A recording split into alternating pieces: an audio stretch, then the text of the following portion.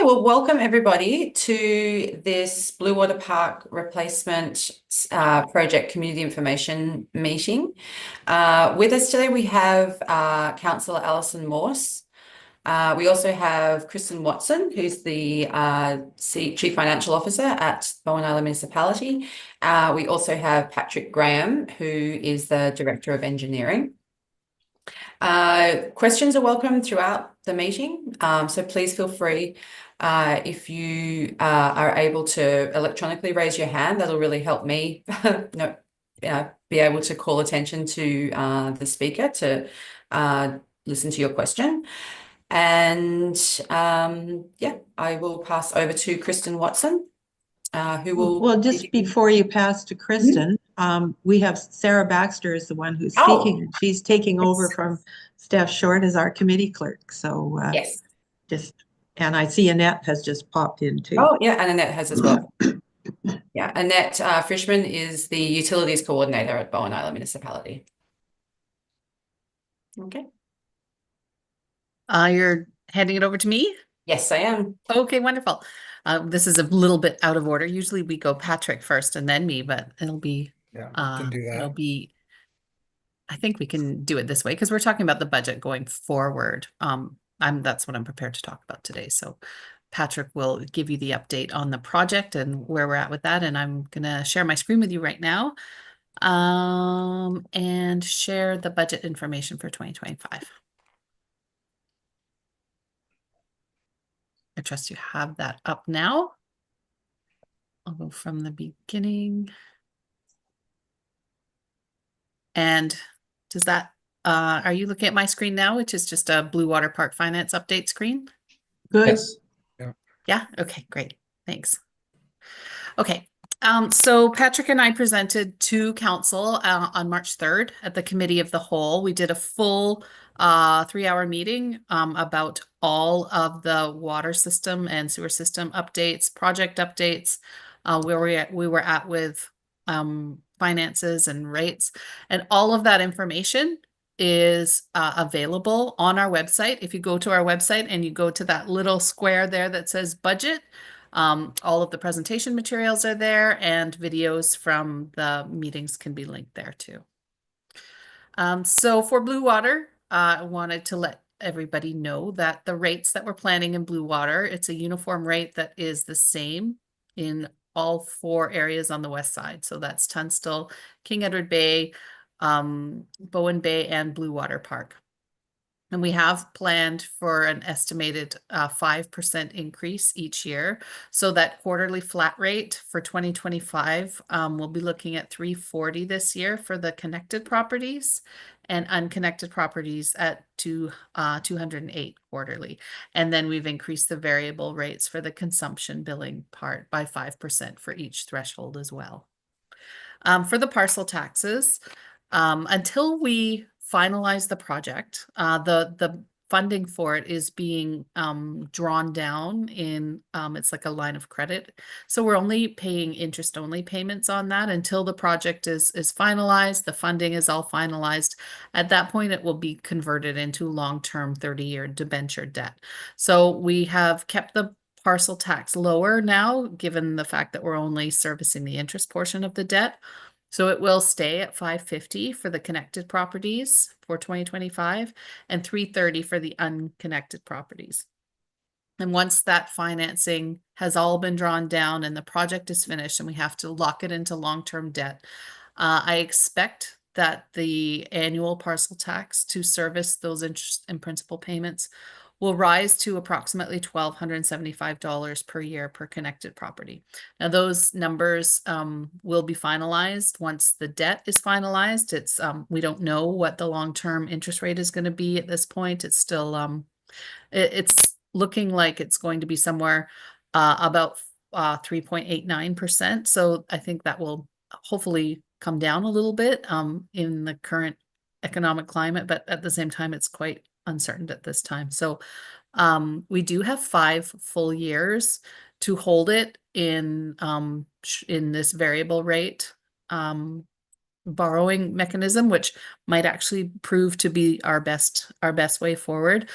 We can apply 100% of the parcel taxes towards the principal amount, and that means we minimize what we ultimately lock the long-term debt into. So I think our best bet is to just hang on and see what becomes of this very uncertain economic time, and see where interest rates go. We do have 5 years from September 2024 in order to carry it in this short-term interest only mechanism. So revenues for 2025, you can see the parcel taxes there for 2025 are looking at 82,000, and then in the budget, I do anticipate locking it in 2026, but like I said, we'll just see how it goes, and we'll see what the interest rates look like. There is an amount there of up to $400,000, which could be transferred from the general fund in order to complete the project. The debt that was accessed in 2024 was $500,000. So that leaves an additional $2.6 million still to draw down on the debt for Bluewater. Our new budget in 2025 includes a new position. So the Bluewater labor cost for the 5-year financial plan does show a pro rata cost of a Bluewater Park share of an additional 1.0 FTE new operator position. I have created a new shared reserve fund. We're using this in order to fund the common assets, which service the residents in all 3 of the local service areas. So what I'll be working on as soon as we get through this budget process, I'll begin working on a new policy, which will be considered by council, and we will need to adopt that policy before the end of 2025. And it will set out what the common assets of the 3 local service areas are and approve a new funding formula. So the expenses attributable to Bluewater Park in 2025 is the first column. You can see they are in for the first year, and I've used an estimate of 3% to inflate them for every year going forward. You can see the interest expense jumping up in 2026 once the full impact of the $3.1 million debt is starts to be paid back. And this of course does assume that we are paying principal repayments immediately too. So the expenses do start to climb in 2026 when that full impact of that long-term debt does start to show up. The transfers to surplus and reserve, we do want to continue to put some money away every year to look after additional things that need maintenance. Of course, not all of the water mains in Bluewater Park are being replaced by this project. A significant amount of them are, but there are going to be additional going forward future water main replacements and things that need to be funded. So it is going to be important to make sure that there are some available reserves set aside for Bluewater Park residents. And then the bottom line, you can see the annual transfer that has been budgeted for, which is this new contribution to this new shared reserve. So this reserve will be held at the general fund level. It will show up in our financial statements as a dedicated reserve fund for the benefit of the 3 shared local service areas. So the common assets are going to be defined. They're the ones that serve all of the residents in all 3 local service areas. We expect that will include the pumps and the reservoirs and the treatment equipment. And the long-term maintenance of these assets will be funded through an equitable contribution from each of the 3 local service areas. So this is going to replace the annual transfer that was previously made from Bluewater Park to King Edward Bay. You won't see that on the financial statements anymore. What will be shared going forward is there will need to be a shared redistribution of the variable costs of producing water. So those are things like, for more water that's produced, there is more chlorine that's required to treat it, and there's more pump action. So the hydro bills tend to increase. So so far we've identified that those 2 expenses are variable costs that will be a share of that will be attributed back to Bluewater Park, but you won't see that that significant expense item of the transfer from Bluewater Park to King Edward Bay going forward. I anticipate that a shared reserve fund equitable contribution formula can be done based on a pro rata share of the properties in the 3 local service areas. So in 2025, we do see a new reserve fund set up in Bowen Island General Fund, and it will have a contribution of just over $100,000 to it, made up of the pro rata equitable contribution from each of the 3 local service areas. Capital projects this year, we are planning for a new UV treatment equipment that is being required by Vancouver Coastal Health. So the estimated cost to install that, it will be installed in the King Edward Bay local service area, is $225,000. So we need to save towards that. We estimate that by 2027 we'll have sufficient savings set aside, again equitably contributed to by each of the 3 local service areas. We'll have the $225,000 estimated cost to go ahead and install that treatment. We also need to install treatment specifically in Bluewater Park. We don't need to build a new building for it. It can fit in the existing treatment shed. So we're just looking at equipment costs there in that building. And Patrick estimates that it will cost around $50,000 for this equipment. As well, in the capital budget, there is a pump and equipment replacement set at $15,000 every year. Every other year. Looking at the fund balance summary with where we start now at the end of December, there was just over 100,000 in Bluewater Park's reserve funds. Adding the expected contribution from 2025 and each year going forward, you'll see some growth in that fund year over year. Our next steps for our financial plan adoption. On the council meeting of March 24th, we will request that council give direction to staff to draft the financial plan bylaw. That will come forward at the council meeting of April 14th, where we seek council to give first 3 readings of the plan and adoption for April 28th. So I think that's all I had for you. I'm happy to take questions or provide additional information about anything.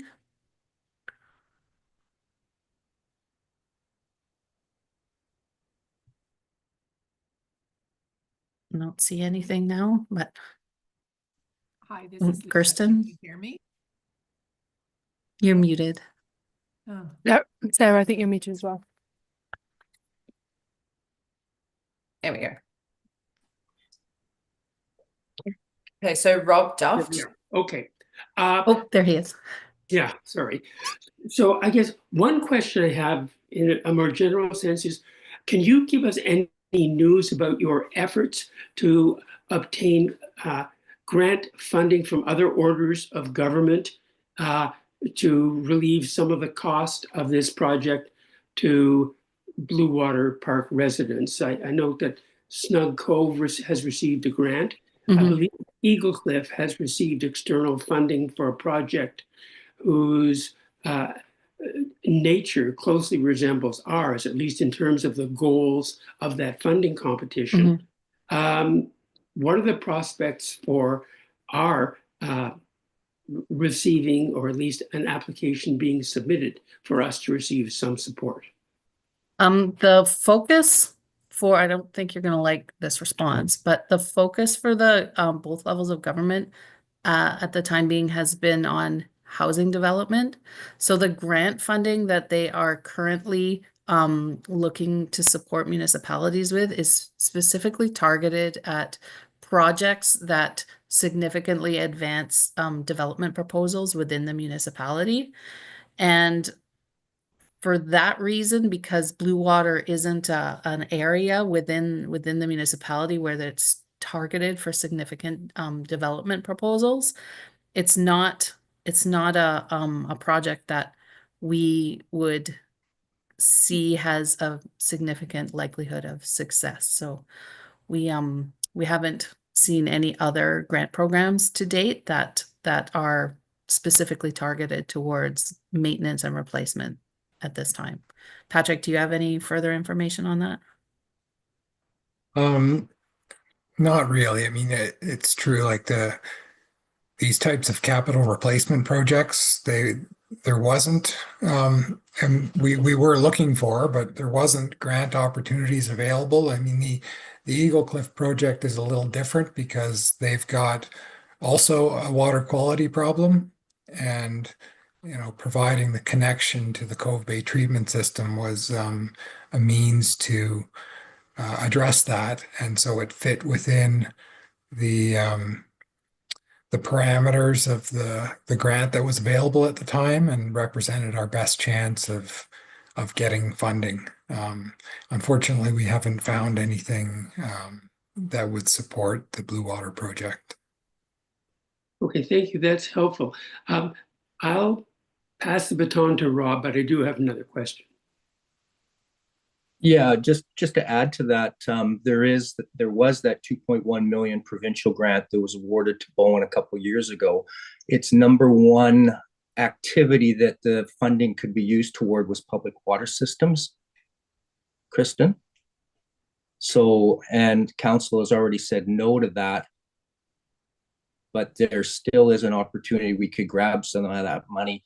Not necessarily for the water main replacement. That should be, because of end of life, be the responsibility of each LSA, but the flow line, bringing higher quality of water and a reliable quality or reliable availability of water should qualify for that. Are you talking about the SHIP funding? That we brought a report to council about the, yeah. Are you talking about that? Yeah. Yeah. Of course, we're always like looking for the applicability of that funding. The other problem with this project is it is not typical that once a project is started that they're considered for grant funding. So every major grant program I've seen has says that the grant funds won't fund projects that have already commenced. Yeah, but there still is a ability to utilize that grant funding if enough pressure is put on it. And just to go back, since 2019 water crisis, every LAC meeting and community meeting, we were asking to pursue grant funding and kept being turned down by the municipality. Unfortunately, we've been asking. Well, we've been looking for grants. Yeah. We always do. Right? Yeah. It's not that we don't want to obtain grant funding for this project, as there was nothing available. Yeah, but there is something available. Unfortunately, council decided not to utilize that toward Bluewater. And there is development going on at Bluewater. Just not utilized. Yeah. I have a couple of questions, and maybe it was because I hopped on a little bit late. Have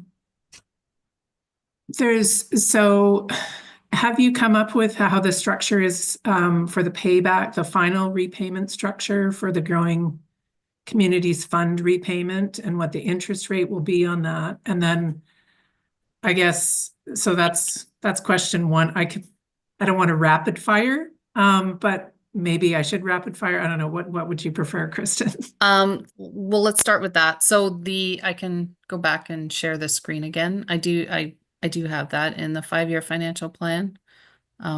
Sorry. And I neglected to mention that. I should have. I'm sorry. I went through it and it was like, okay, it wasn't initially obvious. And I'm sorry. No, you're absolutely right. It was an oversight on my part. I think he saw it at one point over a 10-year period at like 1.5% interest. Well, I've put no, or $40,000 per year. So that would be equivalent to I've put no provision for interest in it. Okay.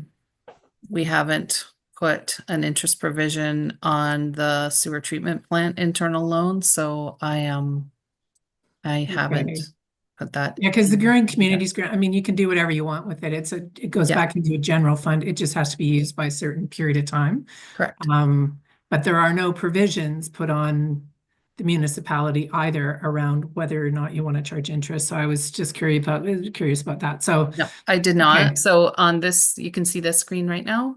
yeah, Okay, so 2025 is the first year, 2026 is the second year. So you can see the transfer to general fund is Right. 46,933, and it jumps from 6,000 in 2025 to 46 in 2026. So that includes the additional 40,000 annual transfer.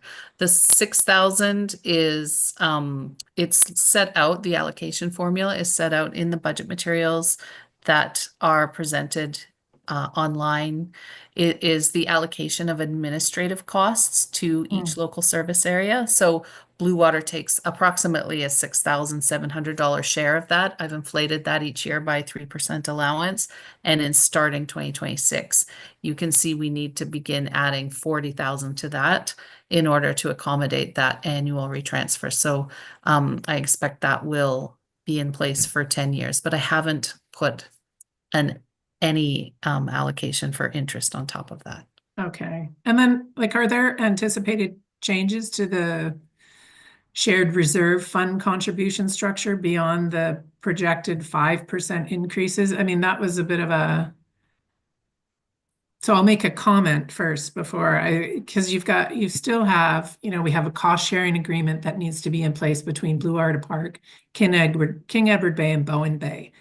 And what we have seen and what we see right across the island is this constant pressure and protectionism around my water system versus your water system versus the other water systems. And it seems that it would be a little bit more palatable with this shared reserved contribution to be just a West Side water system. It that is. includes that, and the nomenclature changes because Oh, I mean, you're putting in this 5%, 5%, we're going to get property tax increases. I mean, right now, our water without consumption is approximately 3,000 a year. That's gone up exponentially. And then we see a ton of development that is going to continue to happen, not only in Bluewater, but also Arbutus Ridge, which has gone through several iterations. And what I have been led to believe is that they will not participate in bringing down any of these costs. We will continue to bear the responsibility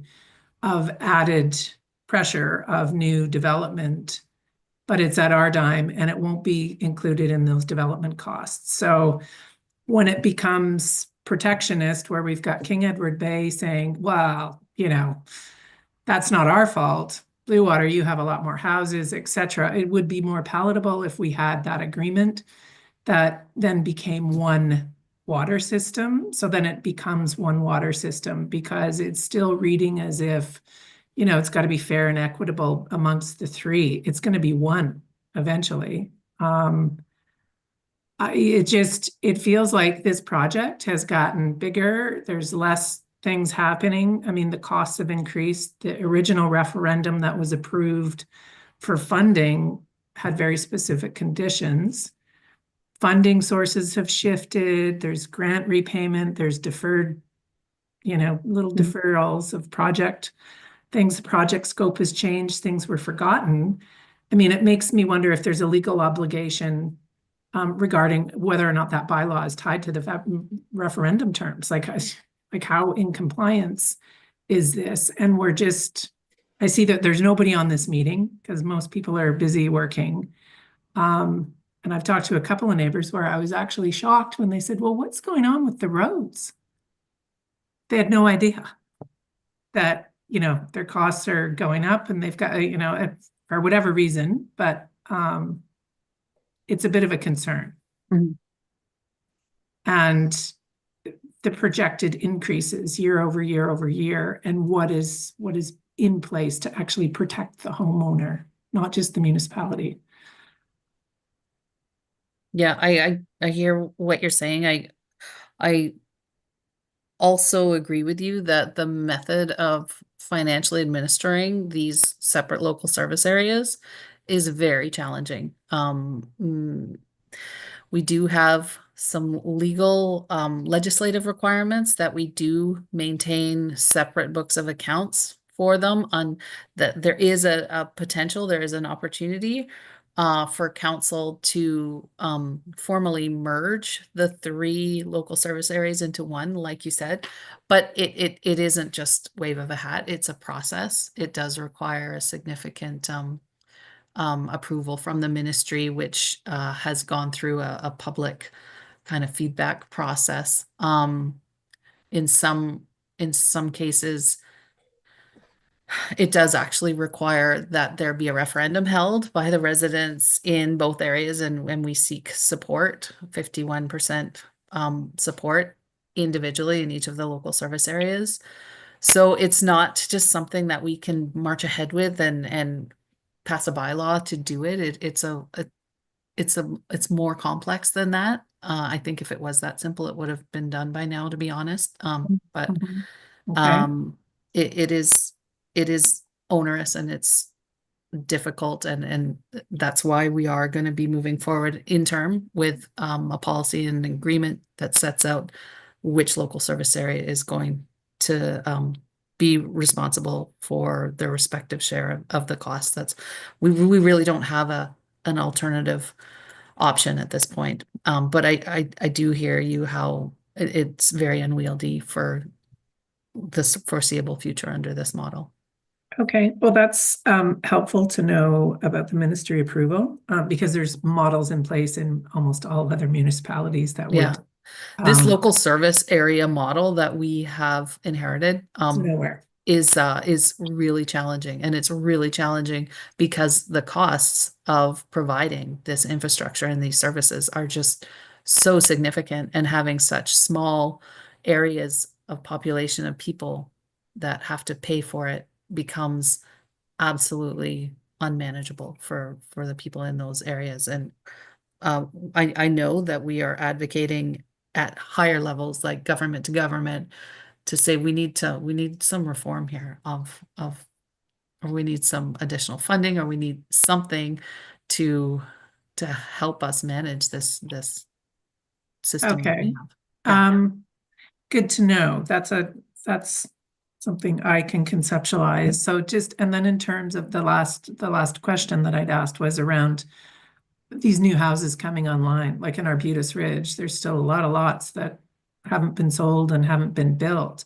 Yeah. Why is it that they would not essentially participate and lower some of the financial burden to residents? I mean, They 8,000 are. a year and increasing every single year, not including consumption, is excessive. It's getting excessive. So the models that we have for Bluewater and for Bombay, like for everybody, is that the unconnected properties pay into the system. They pay the flat rate. They pay 60% of what a connected property pays. They pay 60% of the parcel tax.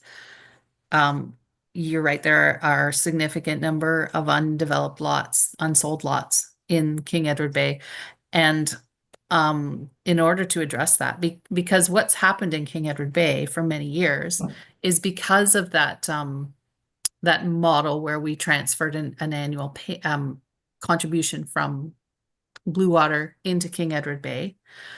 Effectively, what happened was that sort of happened to subsidize their budget, that they were able to operate and pay their allocated share of costs without having all of the lots being developed in that area. So they've got a significant number of lots that only pay 60% into the system. So what that does effectively is put a hole in their budget. They've got a revenue gap there because there are so many undeveloped lots that don't pay the full rate.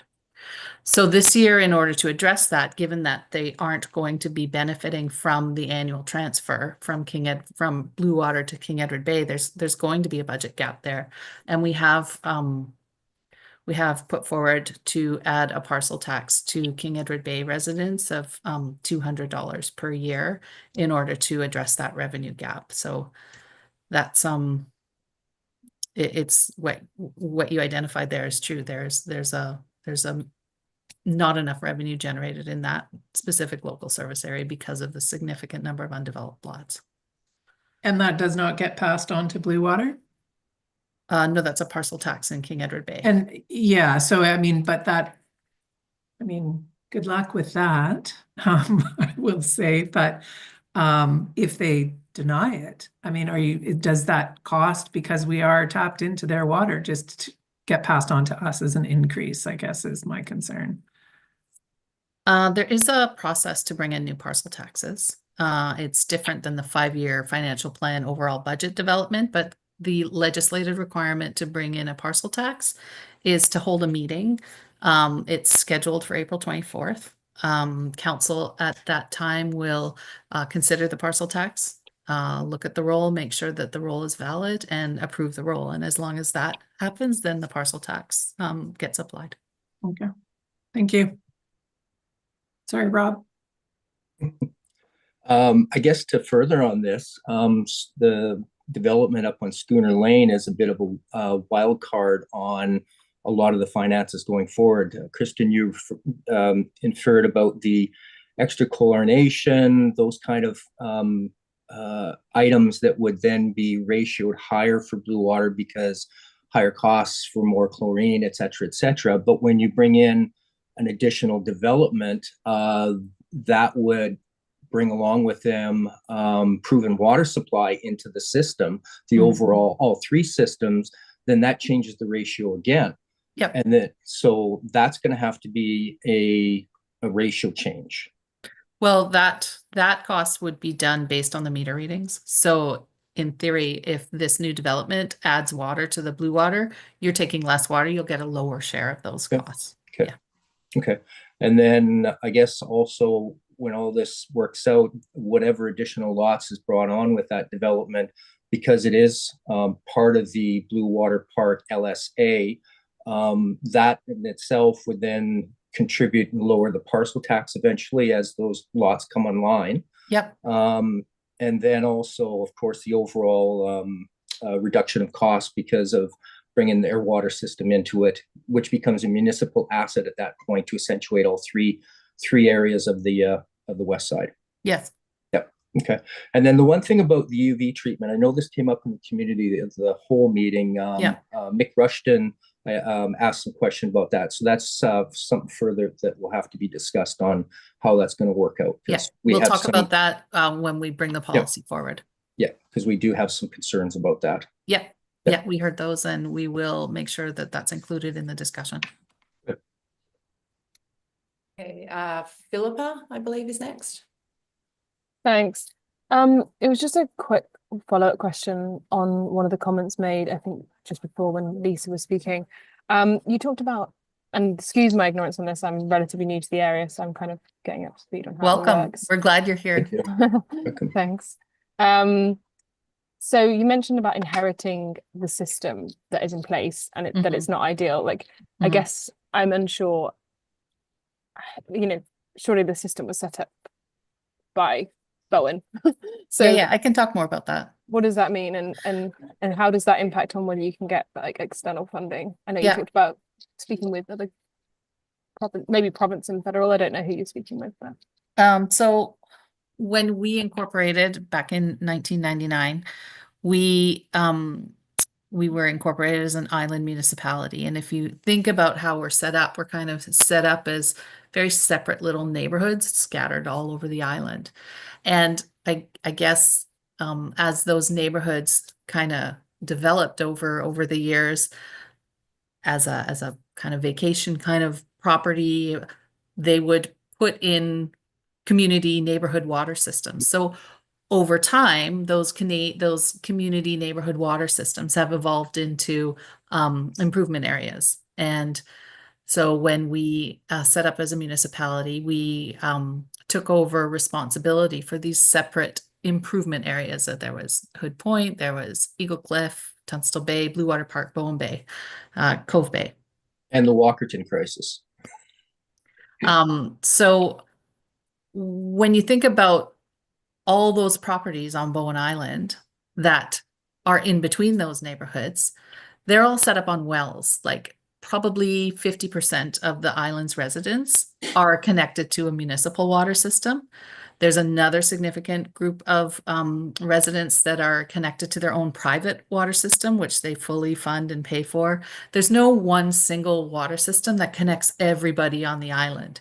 So that's why we have this situation where we have to keep separate books of accounts and charge only the water charges to the people that receive the municipal service.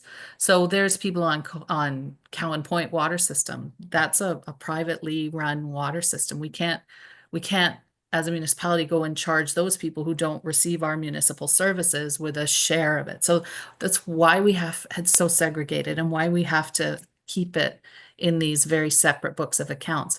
Then in our governing legislation in the community charter, it actually has a very specific section, section 213 of the community charter, if you want to go and look at the legislation, where it talks about local service areas and the rules for funding and maintaining separate books of accounts and getting assent of the electors if you're going to make changes either to the boundaries or consider expansion or merging of any of these local service areas. It's all set out in that legislation there.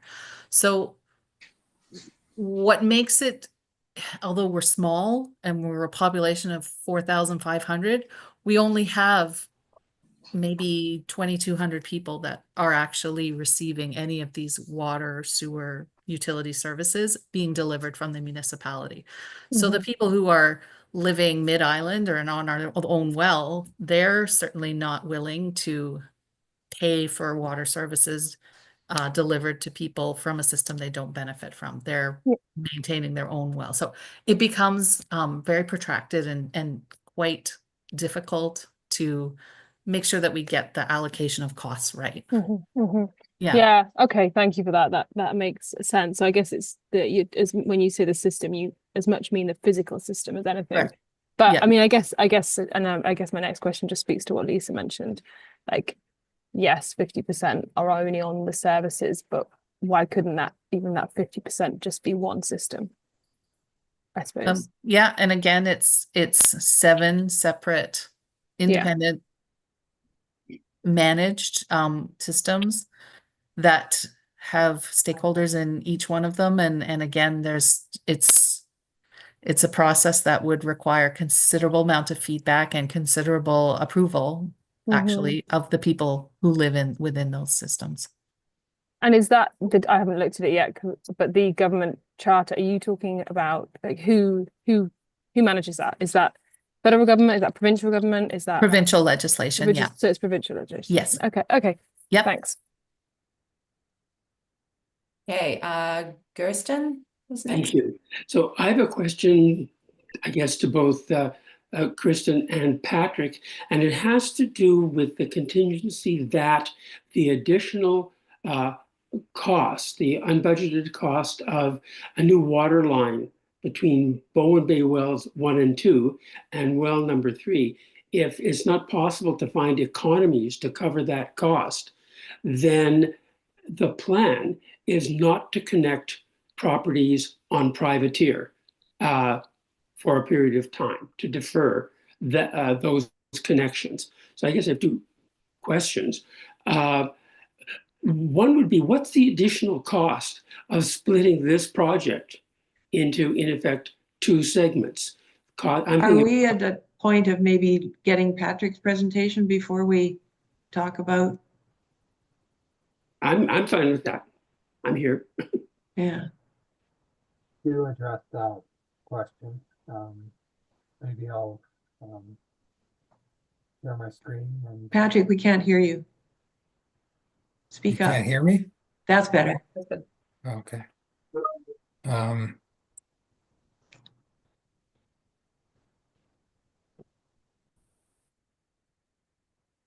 Okay. See my screen? Yeah. So there's really 2 main projects that we're talking about here.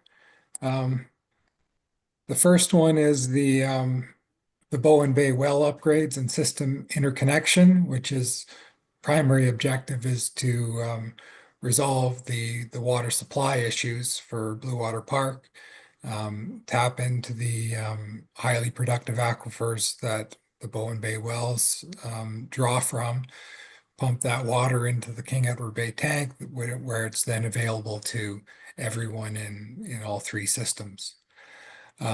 So far there's the fill line has been installed from the Bowen Bay Wells 1 and 2 shed up to the King Edward Bay treatment shed. Overall, the project's about 50% complete. What hasn't been done yet is the installation of the new wells and all the electrical equipment that goes with them. As Gersten referred to, in the course of doing some further investigation, we've discovered that it's not feasible to reuse the existing line between wells 1 and 2 shed and well 3 shed, and that there needs to be a new line connecting those.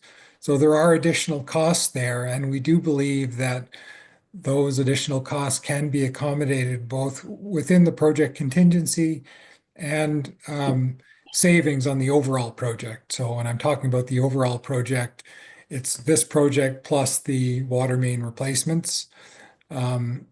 It's all coming from the same source of borrowed funds. So if you save money on the replacement project, it can be put towards this additional cost of replacing the fill line between the two sheds.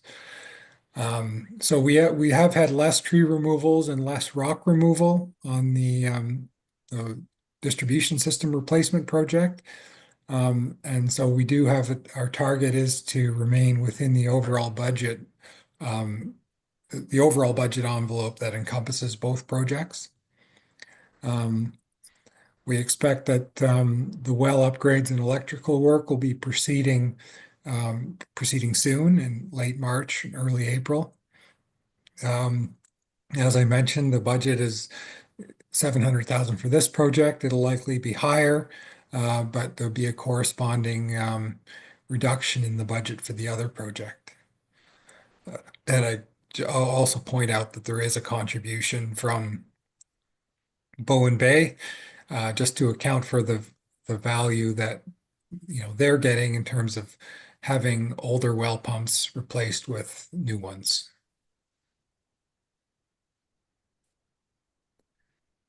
For the water distribution system replacement, construction of that has been underway since December.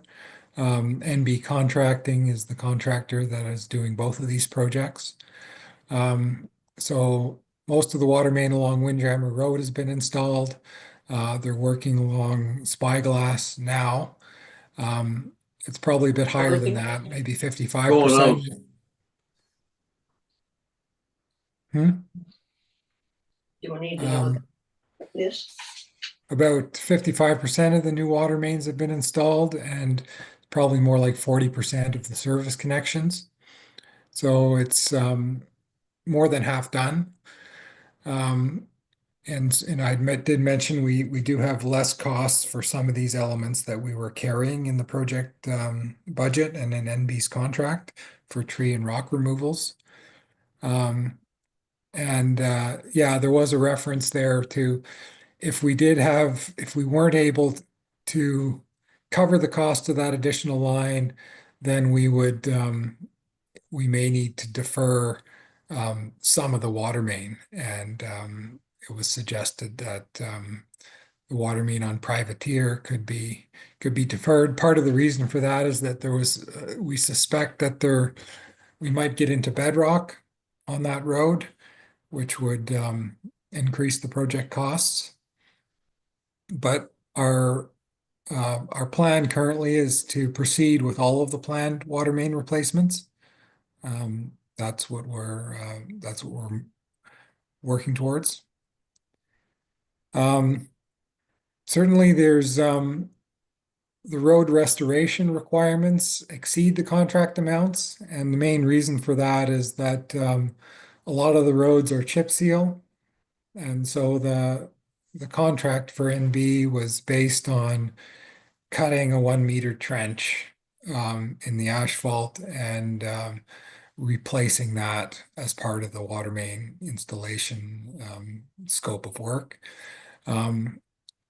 the nature of the chip seal, it's just so thin. It has been substantial more disturbance than that 1 meter trench. So we're still looking at, what are the best options for dealing with that. We could, pave the disturbed areas only, which would, be it's not ideal because then you've got an interface between new pavement and chip seal in the driving lanes of the vehicles, which is going to be an ongoing maintenance problem. Another option is to pave half the roads, pave the half where the water main has been installed. And you still have that chip seal interface, but at least it's at the road center line where it's not being driven on. And then there's also an option that we're just getting pricing on, which is to chip seal the whole road. Ideally we're moving away from chip seal, but it's certainly a lot cheaper. It would enable us to do the whole road, and it has held up surprisingly well in Bluewater. Given how old it is and the nature of the material, it's the roads weren't too bad. I would emphasize that the additional costs for the road restoration would be coming out of the municipal road restoration budget as opposed to being a Bluewater cost. So there's the cost of strictly restoring the water main trench itself, which is part of the project. And then these additional road restoration costs I'm talking about would be municipal costs. So we are targeting completion of the water mains in mid-May, and that would be followed by installation of the new culverts. There's a number of them on Windjammer and Spyglass that are at the end of their life and need to be replaced. It makes sense to do them in conjunction with the water main project.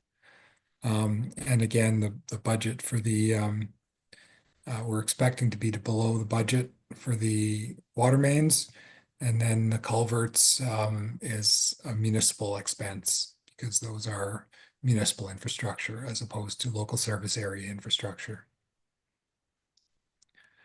There are some other proposed capital projects that I think Kristen mentioned. We do have a requirement. We've done groundwater at risk of pathogen assessments for all of the wells on the west side systems, and the conclusion was that they are GARP wells, and there's an expectation from Vancouver Coastal Health that we provide additional treatment. Most of the wells are subject to chlorination only, and so adding UV treatment is something that we need for all of the wells. So there's the Bluewater Park treatment shed, which is wells supplying the Bluewater system only. And then there's also, now that all this water from the Bowen Bay wells and the lower King Edward Bay wells is going to be flowing through the King Edward Bay treatment shed, we can install one UV system that captures all of those wells. And so that would be a shared cost with Bowen Bay, King Edward Bay, and Bluewater Park. And it was mentioned at the budget meeting on utilities in early March that perhaps the UV treatment being added at the Bluewater Park well shed should be considered a shared cost as well, which we agreed at the time, and still do that does make some sense. Whether the water is being put into the King Edward Bay tank where it then flows to everybody, or if it's supplying a particular local service area and then offsetting that need for shared water, at the end of the day, it doesn't make a lot of difference how the water's getting where it's getting. It's water produced within the system. So that's something that we'll be relooking at. In any case, we haven't planned for the UV upgrades due to the other budget pressures, the obvious budget pressures for the work being done in Bluewater this year. Those would be deferred until next year. So that's my summary of the projects that are ongoing and the projects that are upcoming. Happy to take some questions or provide more information if you would like.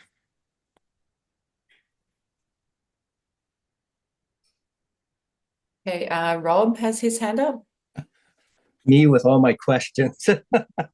Thanks, Patrick, for the presentation.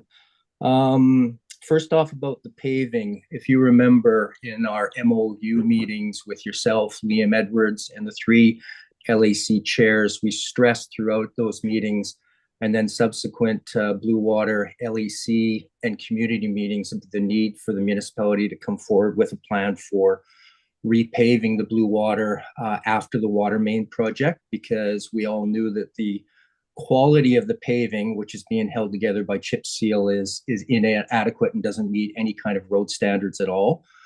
In talking to NRB contracting, they acknowledge, yeah, the road base itself is quite deficient, full of boulders, organics, doesn't meet standards at all. Just as an FYI, you probably have this in the files, but the Bluewater was chip sealed less than 15 years ago with the indication that there wasn't funding at the time, and it would have to be chip sealed for now to limp it along until future paving funding could be put into place. So just showing you, that's a little bit over 1 inch thick paving that we have throughout Bluewater.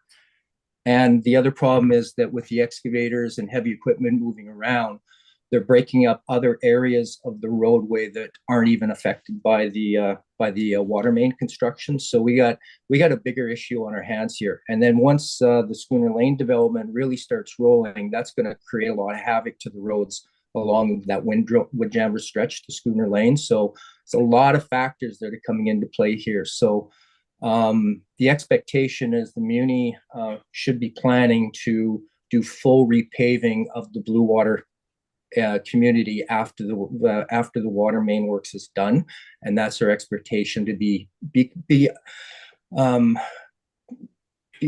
letting us be equal to everybody else that gets paving throughout the rest of the island. Bowen Bay itself got repaving done last year, and we expect the same in the Bluewater community. The other thing just to bring forward, you mentioned about the scopes for the various water main connections, Forecastle, Clipper, and Privateer. You're considering Privateer as an optional one, but all three of those are still on the agenda right now to complete currently, right? Yes. Okay. Yeah. Okay. And then, go ahead. Well, just to follow up on the paving, I mean, the ideal solution would be to repave the whole road where where the water mains have been installed. The issue that we have is we have a lot of roads on the island that need attention. It's not that Bluewater's in rough shape and everyone else has great roads. That's not really the case. Yeah. And any way you slice it, we have to use the bulk of our available budget to address Bluewater this year. And to repave the whole roads would be over, that would be over $1 million. We just don't have, ideally we would have that level of road restoration budget on an annual basis, and we are increasing it over the years, but it's currently for this year, 550,000. So we have to figure out something that's going to be workable within that. And it may be, repaving half the road and then redoing the other half, another year.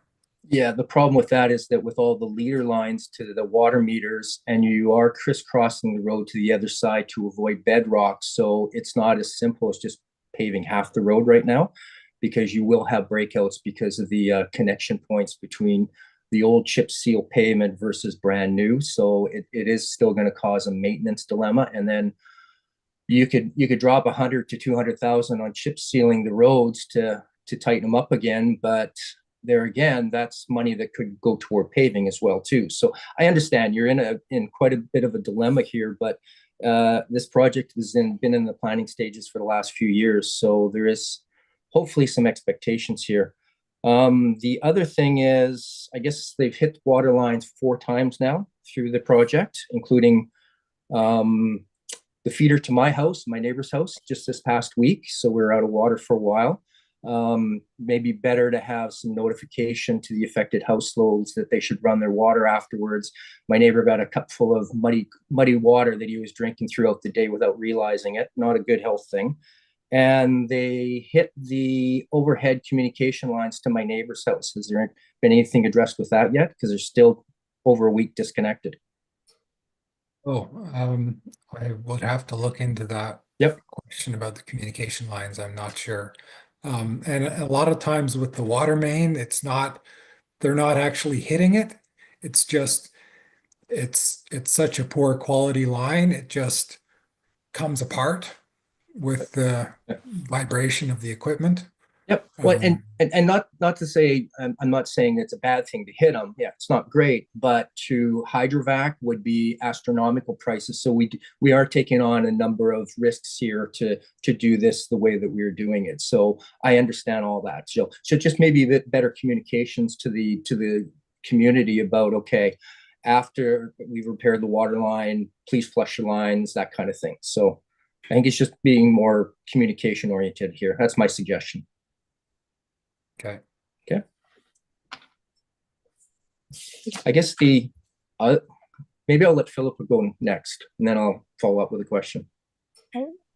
Okay, it was just a question about the new lines. At the bottom of our property have been put in 2 new pipes that are sticking out the floor, well, the ground. And I guess I'm curious, what are they? Are they the new lines, or are they and they're a bunch of feet further away from the existing connection, and I just don't know anything about them, so I'm curious. They might be standpipes that they install temporarily in order to test the lines. So once they install a section of water main, they've got to pressurize it and make sure that it holds water. And then they've got to disinfect it and flush it. So they've probably, I'm not sure exactly where you're referring to, but they'll sometimes install these standpipes at the ends of a section that they've installed to facilitate this pressure testing process. Mm-hmm. Yeah, and I had a question posed by the community just above Isleview, because one of the standpipes was installed probably about 30 or 40 feet away from the fire hydrant on Isleview Lane. And I stepped in and said that it's probably a flushing standpipe, because they can't rely on the fire hydrant, which is an offshoot branch from the main line, because they're going to need to do the flushing through the main lines, and they need enough velocity of water in order to flush it properly. So that's probably the reason why those are getting installed in strategic spots. Okay, I believe Mike was next, followed by Lisa. Thanks, and excuse the background noise. I'm in a rather noisy place, so if you can hear me. Patrick, I just had a question about the testing that was done, I think it was last week on Captain's Way, to try and figure out who was on what water mains. Got notified that there were going to be potentially some pressure drops as you were trying to figure out who was connected where. Do you have any output from that testing yet from the contractor? I still need to follow up with our utilities manager, who is coordinating all of that. So I don't know what the exact numbers are, but yeah, we didn't know for sure who was on the old main, who was on the new main, and that was what we had to do to get to the bottom of it.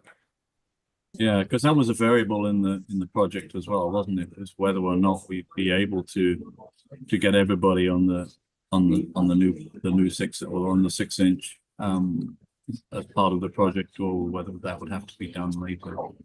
Just Yeah, curious. it hasn't been included currently in NB's scope of work, so it is in the category of something to be done by municipal staff later, or potentially, hiring another contractor. If we do have available contingency as we get closer to the end of this project, then we may be able to take some of that on with NB. But the need to install this line between the Bowen Bay sheds is limiting that possibility. Oh, understood. Thank you. Okay, so Lisa? Just sort of a question with the new lines, once they, I guess, hook them up and put them online, I'm thinking about our house specifically, and I think there's probably quite a few around that have older lines as an older house. Should we be planning to have a plumber come in and upgrade all of the lines from the meter, I guess is where it goes in to our house, because we'll have different size pipes. I don't know, like you're talking to a total Luddite in terms of that, but will that have an impact potentially on causing a leak in our own property because of change in pressure and diameter of pipe from municipality to the home, and then our pipe being smaller? It shouldn't affect the pressure that you're getting, having new lines in the system. I mean, certainly we would love it if homeowners take the initiative to upgrade their own lines from the meter to their house, because we do often get leaks on the the customer side of the meter, and those can be just as impactful as water main leaks. And they have a financial impact too, because you're paying for water that gets leaked into the ground. So it's, from our point of view, it's always a good idea. It would be ideal if everybody upgraded their system. And we would certainly support that if something Okay. you're considering But doing. it's not sort of like there's an expectation that for sure something will happen. It's not a given. Like if the pipes are in good shape on our side, we should be okay. Yeah, you should be. Yeah, okay. Thank you. And Rob, you're on mute. There we go. Yeah, Lisa, just to add to that, I guess the worry, Patrick, is when they're tinkering with making the new connection to the existing water meters, it could affect the connections downside of the water meter on the homeowner side piping. That has happened with some residents in the past when their meters were acting up and they Muni replaced the water meter, and then there was downstream leaks starting to happen, and it was too bad, so sad, you got to fix it yourself. So you may start encountering some of that, just as an FYI. Okay. The other thing I'm struggling with here is we have an obligation in place between the property owners of Bluewater. Also, mayor and council adopted this into law with the Muni support, that we've got 3.1 million of borrowing as a maximum, and another 70,000 coming out of reserves that we're committed to, yet we're surpassing that. And that's a concern to a lot of residents, property owners in Bluewater. So I want to make it clear that these additional costs, we need to do everything in our power to fall within that. And also, we have an obligation to the other communities on the west side that we're fulfilling everything to replace, and in the Muni's own literature and presentations, the prone to leak water mains in the system. That's our obligation to them and everybody, that we're spending all these capital dollars to replace all that, so that we're not a leaky part of the system anymore. So I just want to reinforce that that is our expectation here. So we need to find ways in order to bring this in under budget. More of a statement. Yeah. I mean, unfortunately,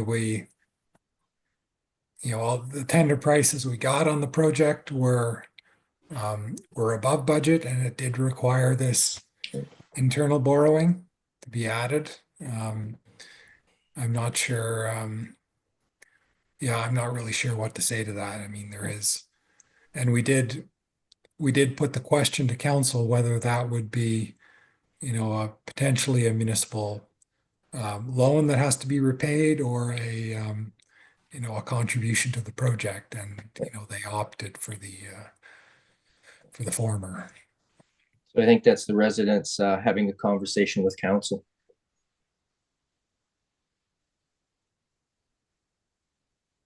So it's just a statement. Sorry. Okay, I don't see any other hands up right now.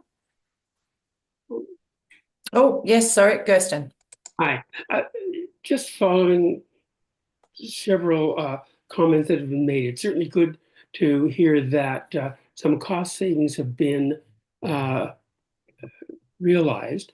But getting back to the privateer question, and maybe Christian could help me understand why it was decided to defer privateer rather than increase the levy on all 156 homes, or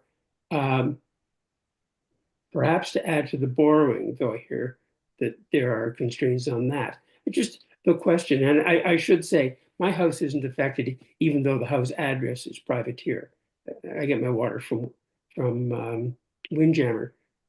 But is there an alternative to deferring the privateer construction in the contingency, and this happens with engineering projects, that there are unexpected costs that wipe out the savings? Yeah, I think as I mentioned, the intent is not to defer any of the water mains, is to do them all. And where we got into discussions about potentially deferring some of that work is really to avoid having to add any additional costs to the residents who have already, borrowed up to a certain amount and then had this internal borrowing additional amount tacked on as well. Which would lead to the question of how long would the privateer construction be deferred? Well, yeah, that's a good question. I don't know. We haven't actually had water main leak issues on privateer. And we have in some other areas. And then one of the reasons for looking at privateer was that we do suspect that we might run into bedrock going up that road. And, that has cost implications for the project. So you're anticipating that for privateer into the foreseeable future, there will not be a significant difference either in reliability or in water quality or in pressure for those residents from keeping the existing line in service? I don't think so. I mean, ideally, because it's not really affecting the pressure, replacing with larger mains. It's improving the reliability of the system. So it would do that. I mean, it would be more reliable to have new pipe. And then it also provides better flows for the purposes of fire protection.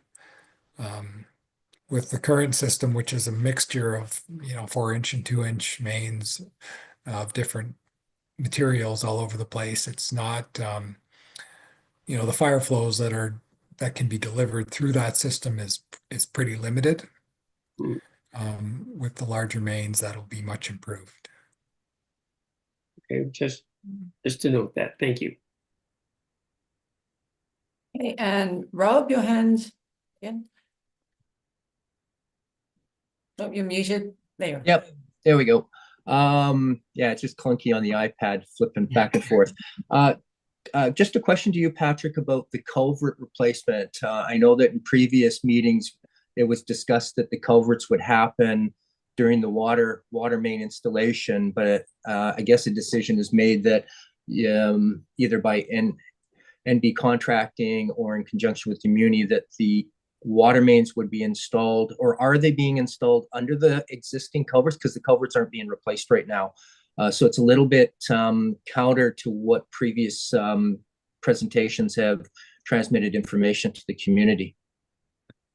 Yeah, it's not our role to, you know, dictate sort of the means and methods that the contractor uses. If I was, you know, coordinating this project, I probably would have done them in conjunction. Most of them go underneath, and so, you know, reasonable that they install the water mains first and then come back and do the culverts. And I think part of that has to do with weather, wanting to, well, I guess there's two reasons they get set up to do a certain type of work and they just want to continue with that. And then also, you know, doing the culverts in drier weather is certainly more appealing. There are a couple of culverts where the water main goes over top of the culvert, and I did question the decision that they made to do those later. I think that's going to be challenging for them. Yes. But that's the methods they've opted for. Okay, thank you. Okay, well, it looks as though that's all the questions that we have. Thank you, everybody. I will let you know that the next meeting will be taking place on Wednesday, July the 9th, at the same time at 12 p.m. So that's the next time that we'll have one of these sessions. In the meantime, you can stay up to date. If you have questions, please feel free to email the Water email address, which is water@bimbc.ca. There'll be also, if you keep an eye out, I'll be sending out newsletters, you know, details of upcoming information meetings in, you know, the newsletters that we send out each week from the Muni, so you could keep an eye on that. And also on the website, there is a capital projects page, which highlights, you know, the developments on this particular project. So information is always available there as well. And thank you for everybody's time. Thank you for speaking so eloquently, Patrick and Kristen. Thank you, everyone. Thank One you. quick comment before you leave. Lisa Beck made a comment that she talked to a few people that had no idea about any of these meetings or the information, and I'm wondering if she would go back to them and tell them about how to sign up for the newsletter and getting all the information, because that's how it largely gets out. Yeah, so I absolutely. encourage all your neighbors to sign up for the newsletters. Yeah, there's this on the homepage of the website, there's a subscribe now button right down the bottom. And there's a whole list of different options. You guys are all here, so I'm sure you've already done that. But there is a range of options, and you just click on the Bluewater one, and then you'll be kept up to date of when all the meetings are, and you'll get the agenda in advance and all of that sort of thing. Yeah, I will mention that. I was a bit shocked, I must say, because I mean, this has gone up, meetings aside, just the project in general. Right. But you know, seniors issues, who knows? I mean, it was just a little bit shocking. Like I say, it was just this past week, and they seemed to have no idea and said they had no idea what was going on with our roads. And that's not an isolated case. So good suggestion, Allison. I'm over my shock now, so I can go back to them. Okay,